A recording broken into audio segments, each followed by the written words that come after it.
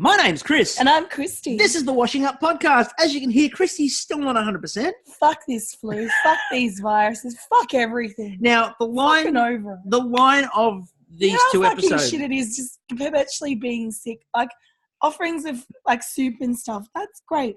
But after a while, it just becomes ridiculous. After a while, you can't hear her. Yeah. So, there was only one line that I think sums up the last two nights of Masterchef. Now, we were sitting around last night watching the challenge and watching what happened on the episode. And, well, Kristie looks at the TV as things are falling apart for Joe. She'd already survived the Titanic. And she goes, Joe, I can't cope with this. I'm the bride, damn it.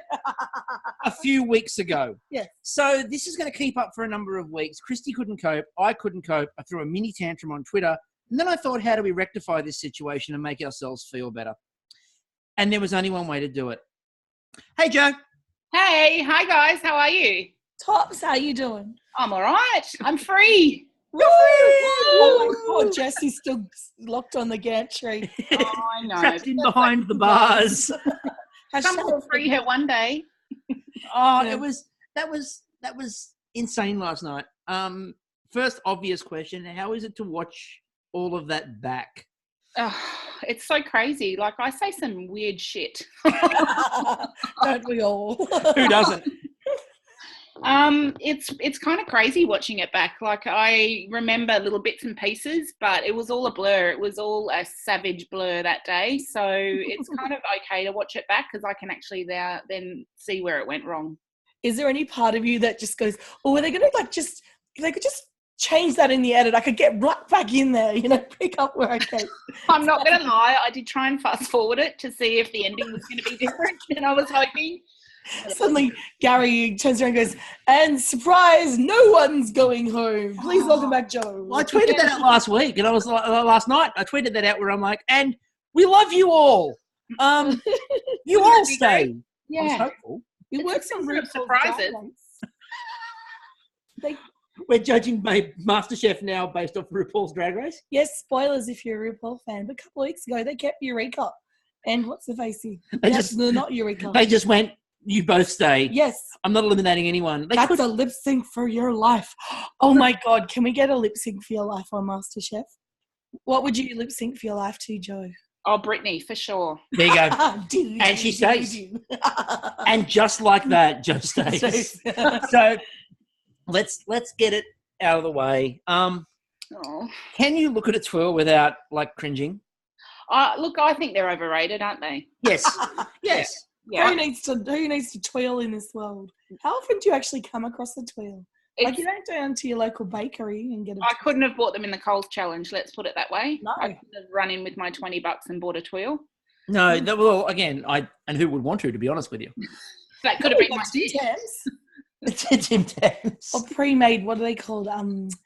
They start with a P and they've got cream in them and they're just made from a choux pastry and chocolate on the top. Profiteroles. Profiteroles. How did you forget profiteroles? Sickness, I know. This virus is evil. I know. What I would remove your curse from me, whoever's fucking with my voodoo doll. You know what you could have done though, Joe? You could have snuck off to Coles and grabbed a roll up and put it around the outside like a twirl. Who would know? Oh, that's so hindsight's a wonderful thing, isn't it? Isn't it great? I could have done so many things. They wouldn't let me get the hot chicken. I thought that was disastrous, by the way. How can they not let you get a hot chicken? But I had it in my hand and they came and asked me to put back Joe, step away from the chicken, put it back.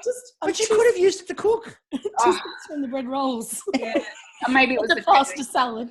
What's the Saturday lunch, isn't it? What if I get the sponsor's butter? If I get the sponsor's butter, is that okay? What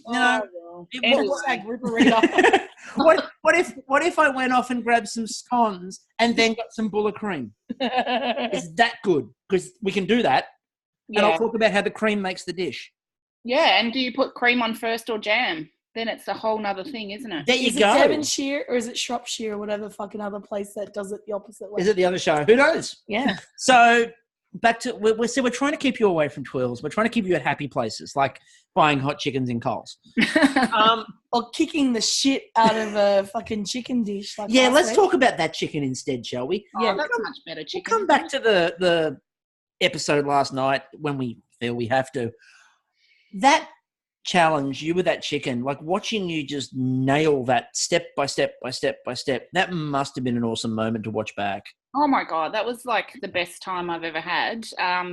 I had no idea how to do any of that shit. I was like, holy crap, I don't even know why you'd want to spend 3 hours cooking a chicken. Like, I normally just go and get it in a bucket, right? And who doesn't? Can't say that, Joe. And I'm like, well, I just did. But, you know, I'll give it a crack. So I had a lot of fun. I like following a recipe. I think my biggest challenge in Masterchef was you have to go in with a head full of memorized stuff and recipes, and I was really challenged by that. Like, I'm in my 40s. I'm having hot flushes. You know, I can't remember recipes all the time.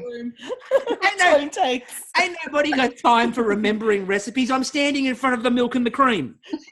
I did start to make brioche buns in the hamburger challenge, and I put half the ingredients in the bowl, and then I forgot what the other half was. So I went and got Joe. I got a bowl. What is it? I don't know. It's a bowl. Yeah. What's in there? Pancake batter. Yeah. So the chicken dish was good. I had a win. I felt really good with it. Yeah. I'm just really pissed that Gordon flew home and didn't get to, you know, just give me a heads up or a high five, you know, but that's okay. I'll take it. Yeah, that was the weird part for us, was the last part of Gordon Week, which didn't feature Gordon. It's like, we're going to finish off Gordon Week now, but my Gordon Week's finished a night early. Well, then it's not actually Gordon Week. It's Guy Who Knows Gordon Week. He had to go to the tennis, I think. I don't know. He had to fly off and be somewhere, so... He had something else to do, and he's Gordon fucking Ramsay. He can do whatever the hell he wants. We're not arguing with him ever again. No, how was the being mentored by Gordon and having him come around and give advice? Because from home, it just looked like it was so detailed, what he was actually telling people, and really clear. You know what? He was really good. In fairness to him, and like, I loved having him in the kitchen. It was awesome. He was such a great mentor. But there were people that were hiding in the pantry. I can imagine. Like, if you watch him on TV and you hear like the reputation stuff, and from back when he was, you know, starting out, when he made his name in the first place, I'd hide too. I mean, you know, he was a professional soccer player in Scotland, playing for one of the two biggest clubs in Scotland, and was a hard man. He's going to be fucking hilarious. I would have been terrified of him too. But how dirty is he behind the scenes? Like, what gets edited out? Because, like, he made... Yeah, there's a filthy back tape of speak every 5 seconds, probably from us as well as from him. It's the cinema paradiso of MasterChef. You know, forget all the either. I'm talking the whole vocabulary. Yeah, all the cinema paradiso. All the love scenes are taken out and edited out of the films. In this, it's MasterChef paradiso. It's just Gordon saying every word you could ever think of. Quite possibly why he left early, to be honest. He took his rushes with him at the end. I reckon. I know who was hiding in the pantry, Joe. It was George Gary. So Shannon Bennett was actually supposed to be there, but Shannon was just curling up in the corner going, "No, I don't do this. Go away, don't hit me, Gordon." That's entirely possible. So that obviously Gordon Week was kind of a good week for you in terms. Yeah, of... I had a great week, and then bloody Darren Purchase. I stopped following him. Darren, if you're listening, I stopped following you on Instagram after that. So when did your beef with Darren Purchase begin? Like, was it in the mean streets of NT? When he walked in the door. When he walked in the door, I was literally starting to untie my apron, and then I thought, oh shit, I better not do that. It'll be a scandal. I should probably have a go at this. I should probably try. But I loved that, because we make fun of it all the time on the podcast. Ladies and gentlemen, can you please pretend to know? And it was one of those rare occasions when the door swung open and you actually looked at it and you had a very genuine, oh, shit. I'm fucked. Yeah. I would have gone, I just would have shrugged my shoulders and said, I don't know who you are, mate. But I knew exactly who he was, and I was shitting myself. And then, of course, they asked you to explain what can you expect. And your basic gist was, oh, this is not going to be good. And then when he came over and talked to you about the tuile, and you're like, what can I do? And his advice was basically, as I tweeted out, yeah, you fucked. Pretty much. And then he walked away. And I love that too. It wasn't that he stood there and went, no, what are you going to do about it? He just went, do another one, and walked away. Yeah. At Bye. that last moment, I was wishing for Gordon to come back because at least he would have said, do this, do that, like get something. But no, I was just like, fuck, mate, what do I do? Ramsey off the gantry with a rope like a pirate. Yeah, don't worry, Joe, I got your. Suddenly he's become a Cornish pirate. I don't know why. Anyway, what are you going to do? No. So the whole, and again, I hate using this word, but let's face it, MasterChef has conditioned us. Your journey. Your journey through the kitchen. Yeah, look, I was trenching a lot, wasn't I? So you didn't trent enough. Did you did the Trents come and see you beforehand and initiate you? Or did you have to Trent and then they welcomed you into the Trenting? I think my thing is you have to Trent enough so that they will reveal themselves to you. Yeah, I think that we all knew who we were, but no one was open enough to say, are you Trenting too? No one acknowledges the Trenting. Yeah, you just don't acknowledge it. You just put your head down and hope that someone fucks up more than you did. I mean, let's face it. The best bit of Trenting ever got one of the Trents to fifth. Yes, and it was almost like they forgot, and then it was like, oh shit, there's someone else here. We're down to 4 contestants. What do you mean there's 5? We're down to 4. Hang on a minute. Why have you got a 5th bench laid out? Oh shit. Sorry, didn't we get rid of that? Who's he? Trent. Oh, Trent. Nice to see you. We love your... What's he called him? Trent Lannister. Trent, we love your... somebody tell me what he cooked. Food. Your food is wonderful. Yeah, you didn't Trent hard enough, but I did like the amount of which you tried to Trent it. I did try a lot. So that was my strategy, was to just put my head down and try and learn stuff and really to hope that someone else messed up more than I did. So it's a good philosophy. Didn't work though. So, but as we've said all the way along, the best philosophy for us with MasterChef, because of the size of the number of contestants, is don't get noticed until about the end of week 5. Yeah. Because if you get noticed early for doing really good things, then there's pressure on you because they always come up with a role that you have. I mean, like poor Aram last year, who got this sort of thing of the Sauce King because he made a good sauce. Yeah. And it was like, you're the Sauce King. And you just see Aram looking at them going, I made one. Like, it was one sauce, guys. And like every time you do something.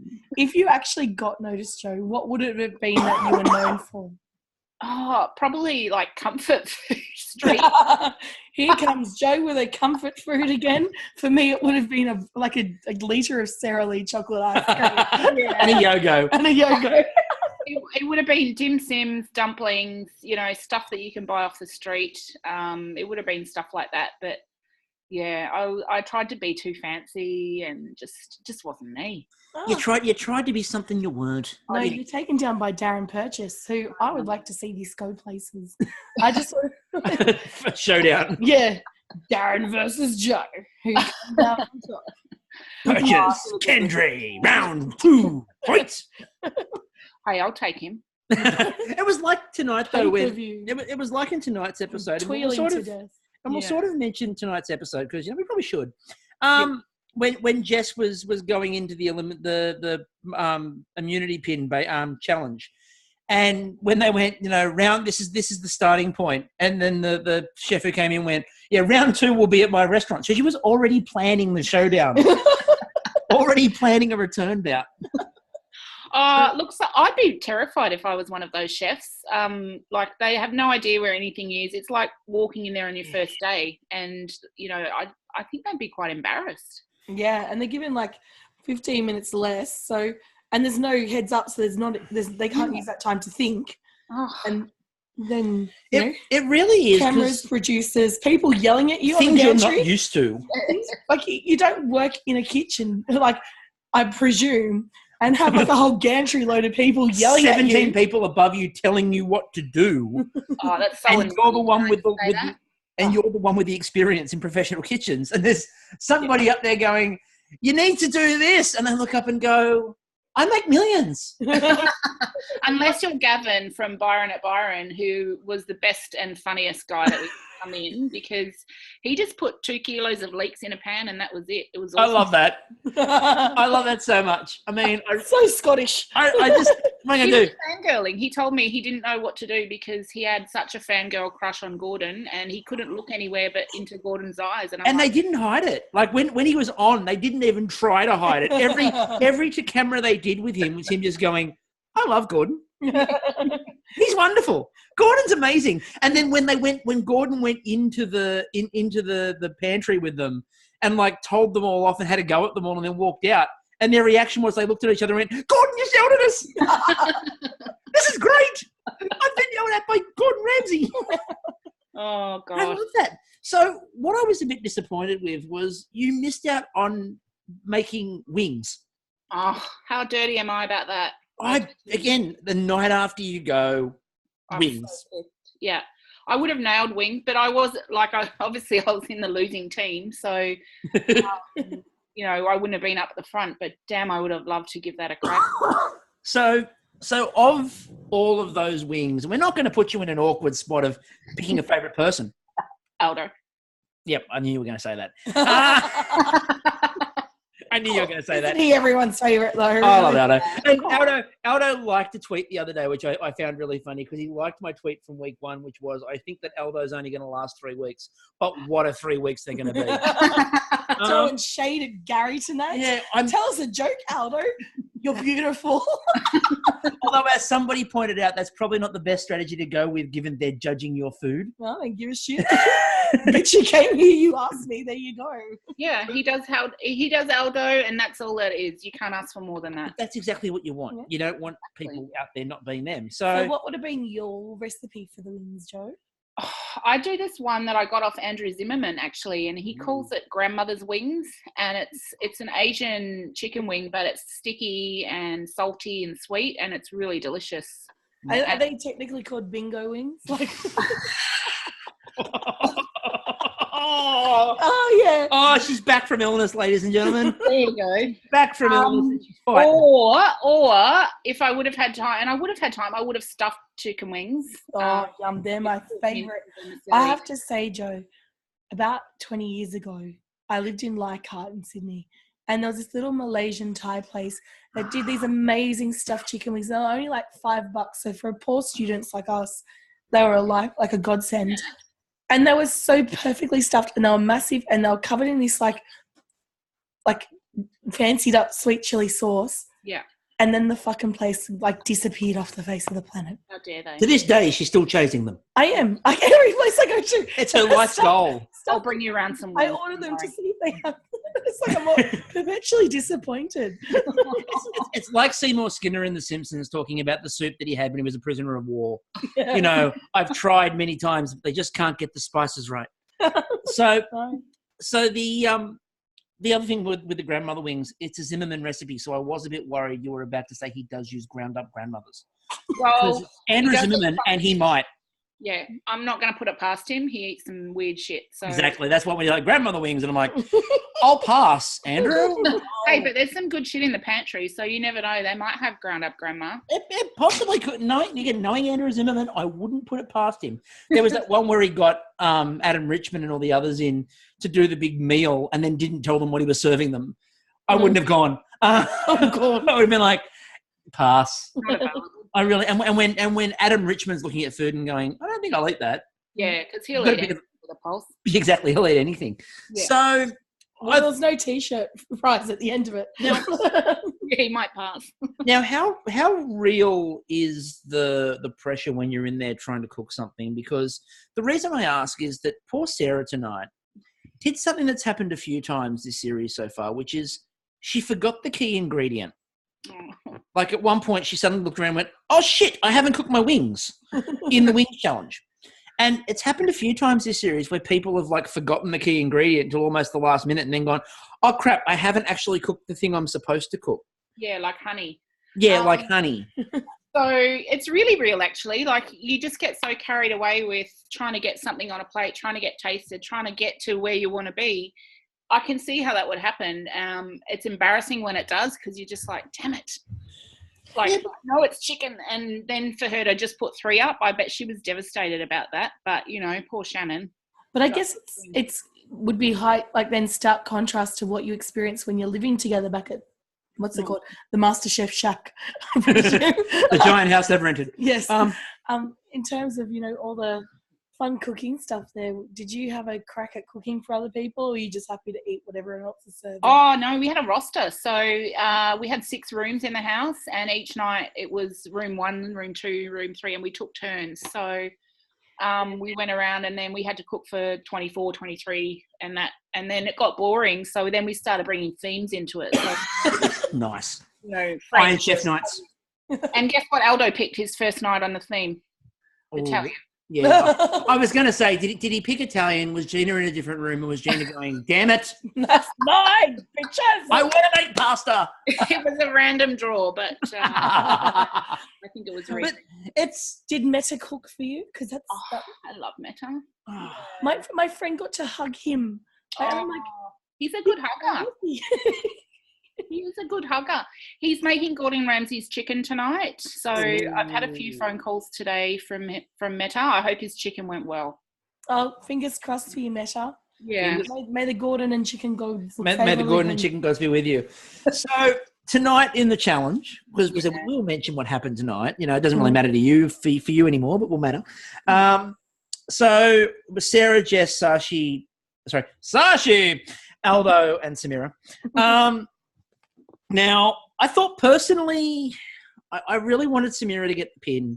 You don't have to comment. I wanted her to get the pin because we still maintain she was robbed the other week. Anyway, moving on. And she's a fucking brilliant cook. And she's a brilliant cook, and they looked amazing. And she cared about Gary's face. She's like got a little bit of sauce. Yeah, she told Gary to clean it up. Yeah. That's always important. Sarah's looked really good, and I'm intrigued by that gorgonzola garlic bread sauce. Oh, that looks so good. Yeah. That sounds incredible. Yum. Yeah. I mean, tucked into Samira's, to be honest. They look delicious. Yeah, the chili. You had some chili. Yeah. And it was a pomegranate molasses, wasn't it? It was pomegranate in it somewhere. Yeah, it looked I don't care what was on it. It looked good. I'd eat it. It looked amazing. Aldo's were just called spicy chicken wings, which really didn't give much away. Beyond Aldo would only get chicken wings to feed his dogs in real life, so I can see how he would have thought, oh no, what am I going to do? Okay, I'm going to give you some celebrity gossip. Go for it. Okay, if you're a big fan of 1960s Australian singers like Little Patty, I may have lived next to her. And, being an entertainer of Australia, she didn't have children of her own, but she had fur babies. And her darling dog, Harriet, with this gorgeous blue heeler, whenever she was away, she'd get us to feed her. Now, we lived in terrace houses, so feeding someone's dog when they were away is literally chucking shit over the fence. It was like liver. I think the dog got better meat than what my mum would buy us. Like, we got chunked steak. What are we doing? That's for Little Patty's dog. Wait, did you steal the dog's food and then give the dog I think it's how I learned about different fancy cuts of meat. You wanted good cuts of meat from your mother, so what you did was you jumped over the fence and just went... I'm sure one night Dad just got jack shit of it and cooked himself up the good bit of steak and gave the dog a dinner pal. To feed Patty's dog. Oh, she was a sweetheart. Patty, and again, interestingly enough, we've talked about this before. I've met Patty since then, and she's lovely. She still remembers us. My sister and I were a little bit enthusiastic about people who we love from childhood. No. And so we're in a shopping centre near where we used to live, and we saw her, when you're coming down the escalators and you spot someone, and I'm going, Patty, it's us. Patty, she's completely ignoring us. People around us looking like we're lunatics. She's walked into a shop now. We've grown, so we're like, almost twice her height. So Catherine and I almost tackled her as she was walking to a shop. Again, you almost tackled Little Patty. Well, I think she was going to pull out like the friggin' the mace? The mace until she realised she knew these delinquents. Little Patty tackled by random women. We're her neighbours. I can see that. We used to throw shit over the fence in the terrace house. Her dog. Oh, the funniest thing she did though. My younger sister got in trouble from my mum until Patty told her that she did it. But she got our miniature fox terrier and painted its nails red. Oh. Actually, that's trending now. So she was before her time. Way ahead of her time. Yeah. So okay, leading into that. Yes, sorry. That's just me having a bit of... So Jess made honey sweet and sour. I'm bringing you back. I'm steering this ship. Go on. So honey, sweet and sour. They look really nice. They look really sticky too, which was quite nice. Sashi. Oh, with the sambal sauce. Mm. Had to make it spicy again. It was like spicy, not spicy, spicy, not spicy. What am I going to do with it? And then he probably knew he probably wasn't going to win when George came over and started measuring him for a second pin. Doesn't normally go very well. And my other question was, George, do you not care for symmetry?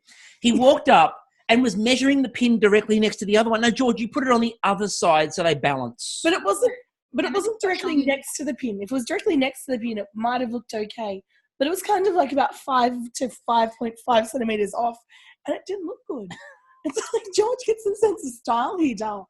Like, and that's probably why Sashi didn't win it. It's George's fault. Yes. And maybe like if Sashi was watching George like working out how to put the pin on him and going, I don't want him to poke me with a pin. You know what? I got one.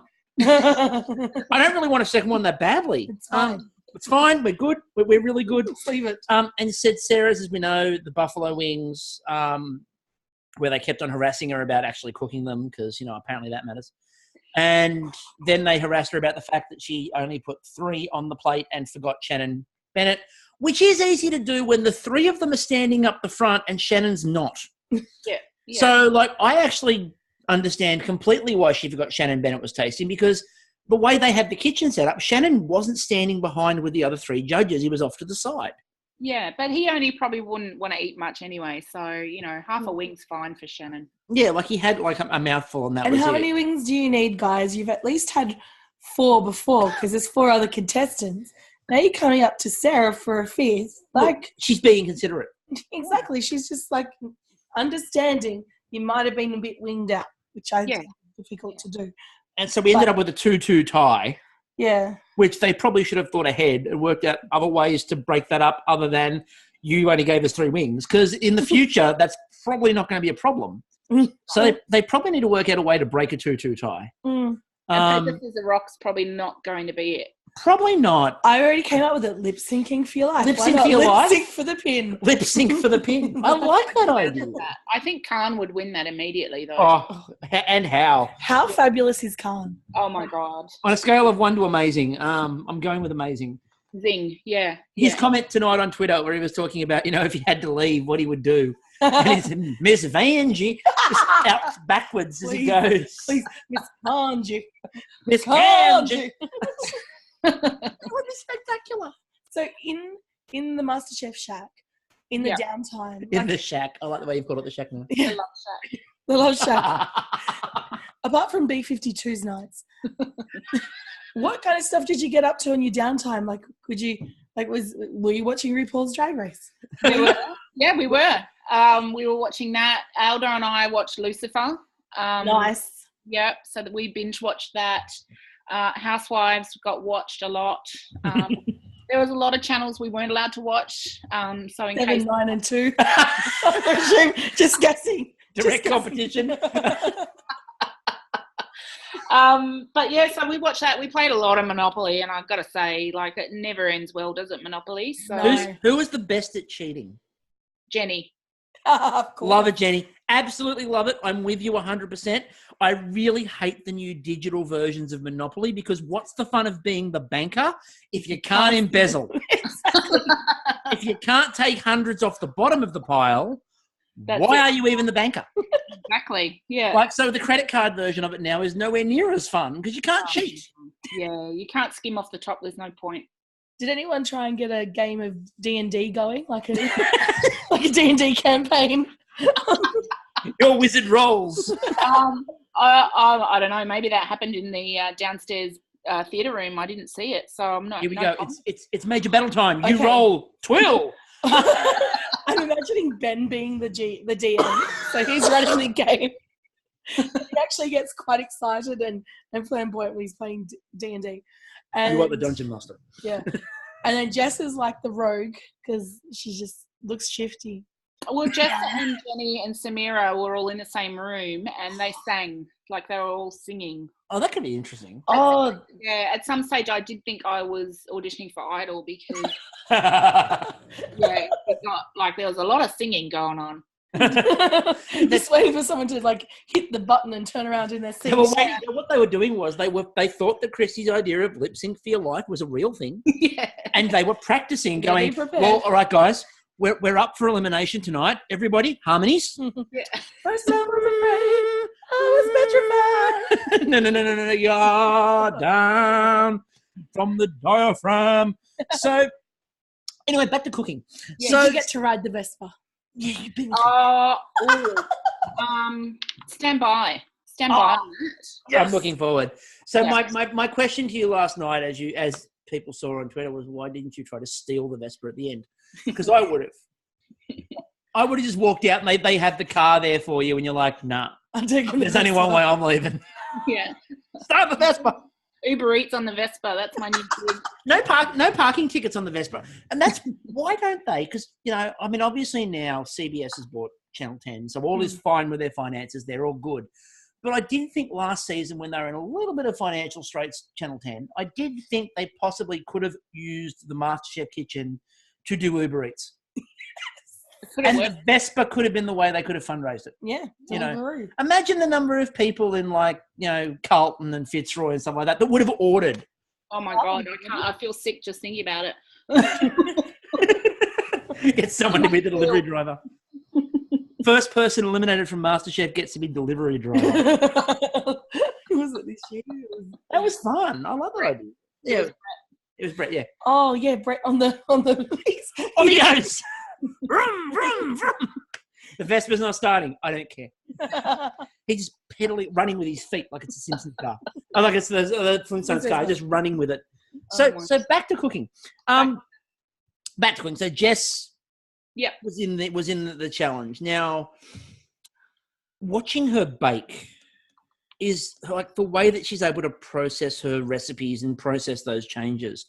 That's next level crazy. Oh, she's a machine. Like the fact that she realised that she was low on butter, and rather than go into an absolute panic, she just gets the pen and paper out and just goes, "Hang on a minute, done." And then emulsifies the shit in the whizzer. What's that called? KitchenAid. No, we're going with the whizzer. It's the whizzer. But what I loved is that she just whips up a Swiss meringue, like it's second nature. She's amazing. She just whips up things. We had 3 birthdays while I was in the house, and the next morning when it was someone's birthday, you'd have this 7-level cake with, just on the table for breakfast, and she'd been up all night baking. Oh, hashtag just for Bake Off. After MasterChef, just the Bake Off. You just do both. Oh, what a sweetheart. So, yeah, she's amazing. She's got a book full of all her recipes and she memorizes them all. So she's amazing. Oh, to be 19 again. Yeah. Before all the alcohol and everything has really settled in. You corrupted her. In your brain. But what I actually did like tonight in that challenge was Shannon Bennett actually asked her a really good question at one point. When she was making the tarts, and then she went, now I'm going to do this and this and this with the limes. And it was simple, but it was effective. He just went, why? Yeah. And it wasn't a dickish why. It was, no, explain to me. I'm not saying don't do it. Explain why you think you need it. Yeah. And lime, wasn't it? Yeah. And she just sort of looked at him and thought about it and went, yeah, I don't really think I do need it. And he's like, are you making it complex for the sake of it? And she looked at him and went, yeah. That was really, I like it when you get that sort of questioning. Yeah. But I don't think there would have been any wrong answer in there. If she had a very strong rationale for it. Yeah. If she went around and said, I need something to balance out this, I need an extra texture, I want to lift it from being just a X, Y, Z, then he probably went, great, go for it. But if there was a bit of uncertainty, then... Yeah. Good on her. Good on him. Yeah. Yes. It was all good. That's what a mentor should be. It was what a mentor should be. It was Gordon-esque. And I love that now it's become a focus for Shannon that he has to beat Gordon. I love that's driving him. He needs more swearing then and more dirty little references. I like the fact that I can now just point out, he wasn't even here a full week. He got 2 pins. I would like to point out that before I left, I did go up to him and poke him in the arm. Gordon? No, Shannon. And he goes, what are you doing? And I'm like, I just wanted to poke you. Goodbye. I would do that. I I would do that. I just say you could be so beautiful, Shannon, and pull out his ponytail so you could flick it around and have a makeover moment. He seemed very confused, so yeah, I'm not sure it went down that well. But anyway, I poked him. So we'll finish off tonight. Then I got one other question, and then we'll wrap it all up. So just finishing off tonight. So, and again, this is not a shot at Jess, but I wonder if they could work out which one was Jess's. One was barbecue prawns, and one was a lime tart. Now it's really tricky to work out which one the wannabe pastry chef made. Because prawns are very prominent in pastry. Yeah, these days. My only issue that I've got with with these challenges is it's really obvious to work out so far because people are still cooking to their strengths, which is not bad.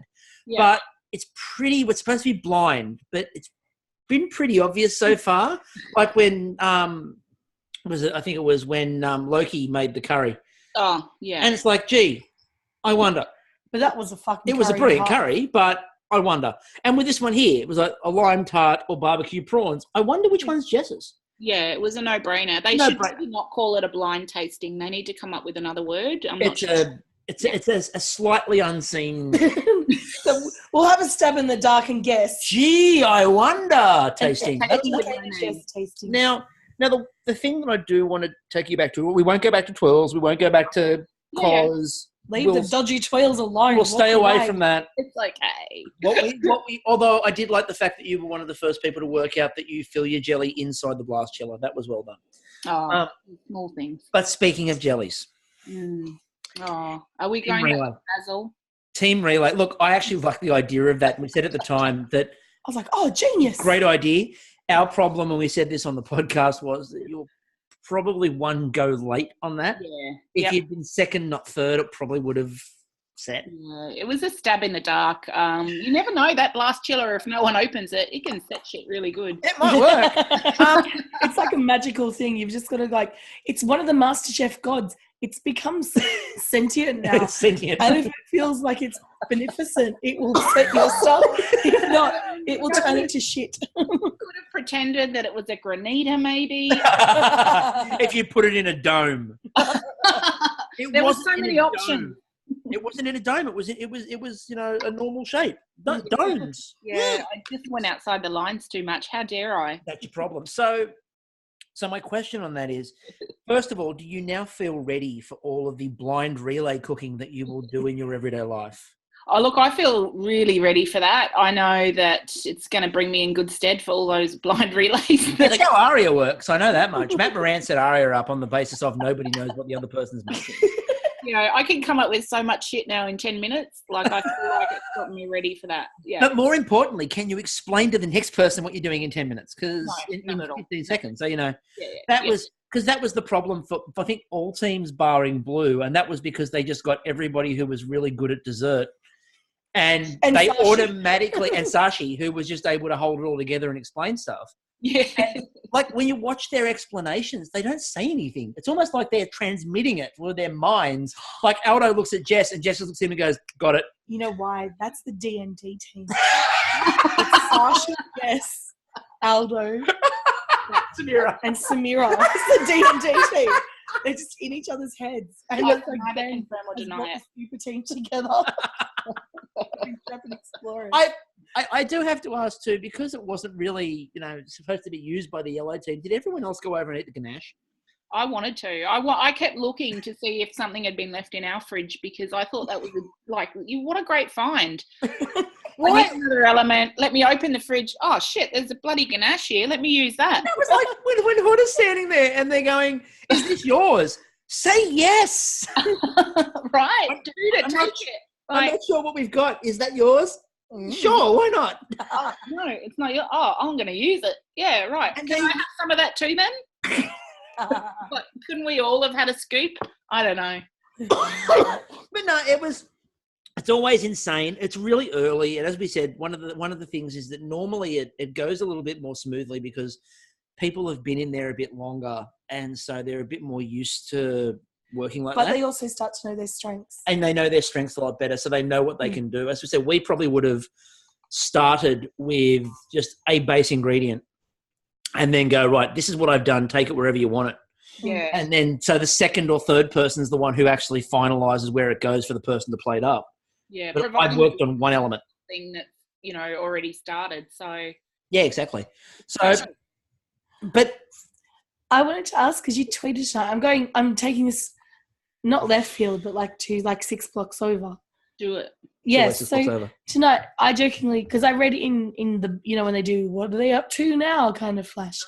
And yours was like cooking tours or food tours. Yeah, yeah. And so I mentioned that, and then you're like, I'm going on an Indian street tour, food tour with Loki. Is that right? Yeah, so Lockie wants to go to India, and I said, that's what I'm going to be doing. I'll come with you. And he's like, yeah, come. So we're going to go and do that maybe September, October.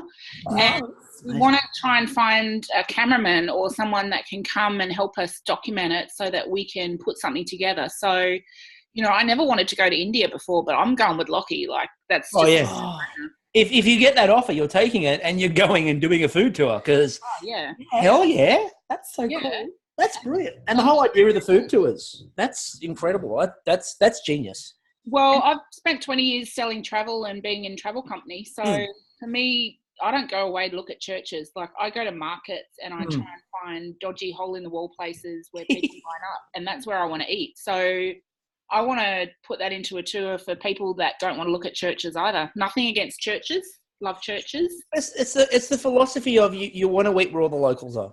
Absolutely. Yeah. Yeah. Oh, that's really cool. Yeah. I love how you like it. You're now able to take your past skills and combine them with something you're passionate about to create. Yeah. And it's not tuiles. And something tells me it will possibly never be tuiles. Oh, look, if we do a Paris one, I'll take them to a patisserie that does proper ones. That was the final comment on that was last night when Hoda asked you, do you need anything? And I may have interjected and said a tuile would be handy at this point. just get out the phone, menu log, find a patisserie. Anyone doing tuiles? Yeah, a stripy one, thanks. Stripy, please. What do you want? Can we get it red and yellow? White. Just saying. I'm really hoping, though, that your follow-up to having gone to India with Lockie is then to go to Italy with Aldo. Oh, next year. Yeah, it is. Oh, that'd be amazing. Yeah. And then I want to put a barbecue tour in the US together, and I spoke to Tim, who's really interested in hosting that for me. So cool. If you're going to go on a barbecue tour through Texas and Nashville, etc., you want to go with Tim. That's perfect. That is absolutely. We'll start saving.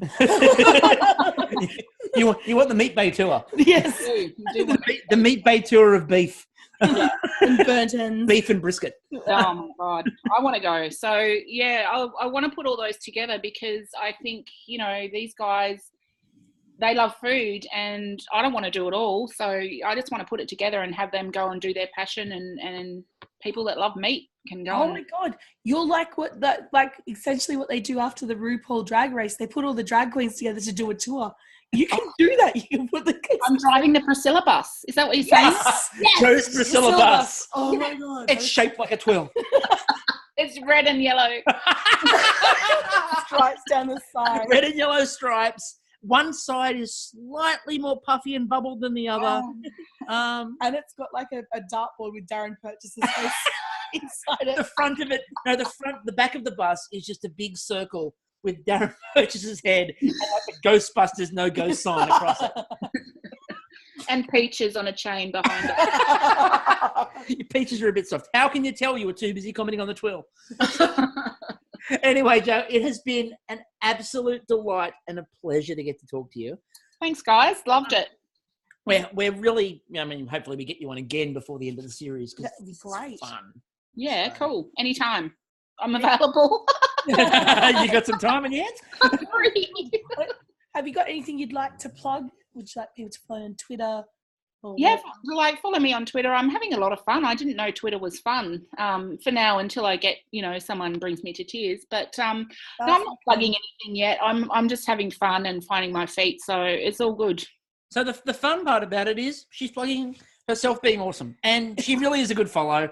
And she's really good value. And like her tweets tonight, especially, given that now you don't really have a dog in the fight, were really funny. So please follow Joe on Twitter. That's Joe Kendre. Is that right? Yes. Yeah. So give Joe a bit of a follow. Thank you again, Joe, for being on. Up until next episode, which is Thursday night. I'm still Chris. I'm still Kristie. And we'll catch you all later. Dodgy Tuile.